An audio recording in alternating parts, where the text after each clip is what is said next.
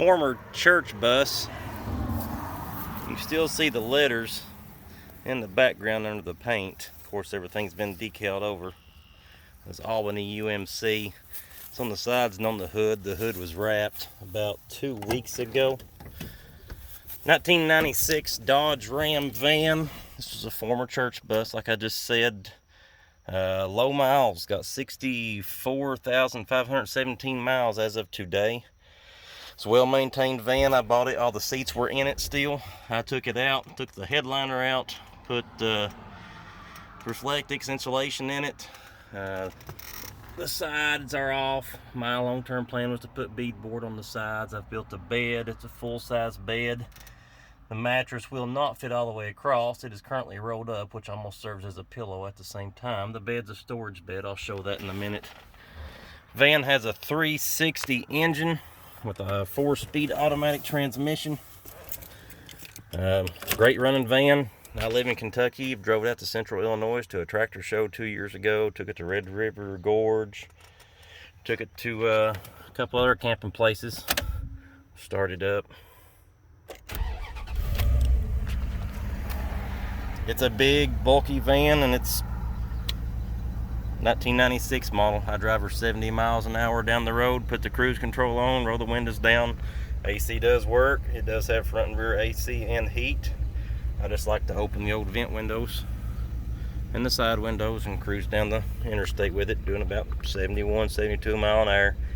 A lot of my weight when it was loaded was in the back, which made the front a little bit squirrely, but I've unloaded it since then and put airbags under the rear suspension.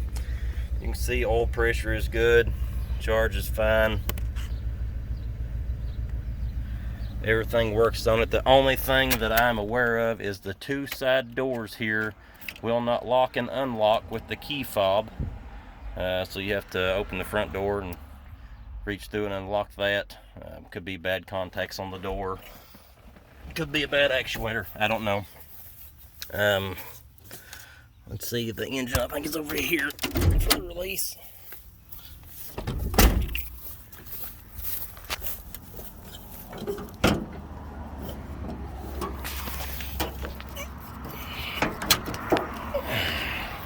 Clean engine compartment. I think the battery was replaced the year I bought it in 19.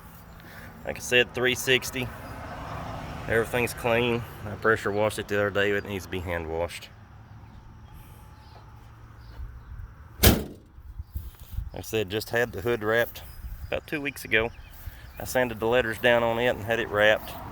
Brand new wheels and tires when I bought it. They've got like 4,000 miles on them. That's about all I've put on this van. Rooftop tent, if you desire, it's $1,000 off without it. The ladder racks will stay on it, but the tent will come off. Those tents, I think, are almost $1,600 now if you replace it. Like I said, $1,000 off if you don't take the tent. Plywood flooring. There is the insulation board under the plywood, and then there's fern strips all in it. Insulation between the fern strips, and then plywood. It's sealed with linseed oil. Of course, the side probably still needs to be insulated, but the majority of the heat comes through the sealant up there. I do have the headliner, if so desired. We can stick it in the van if you buy it and take it home and put it in if you want to. There's also a trim piece for the Max Air fan. Full-size bed, memory foam. Got some extra parts. Belt, pulley, tensioner. Common stuff that breaks down on the road. I try and keep stuff like that with me, and I keep tools when I go. I think there's actually some wipers in here too.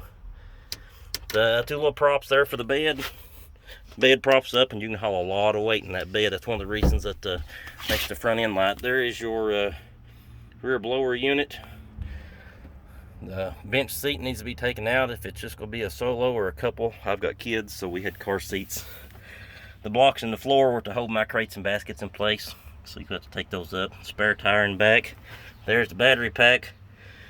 The 4 Trojan batteries. Seem to still hold good voltage, and those are what powers the fan. There is no solar. I charge them with a trickle charger.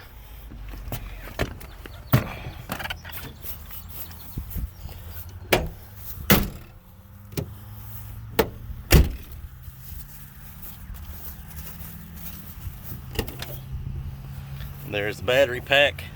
There's a fuse panel with more places there to add other accessories. Positive and negative, feeding the battery pack. And like I said, I hook a trickle charger right there and charge the batteries. Full-size spare. We've enjoyed it, but I'm looking to buy a Class C camper because my kids are getting bigger. And to be honest, my wife is not really fond of the camper van, even though I love it.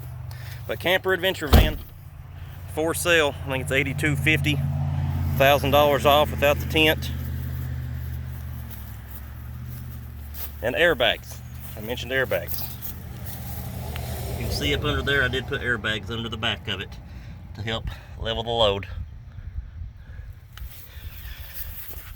Got any questions? See the Facebook ad or message Nick at 606-312-5240. Thank you.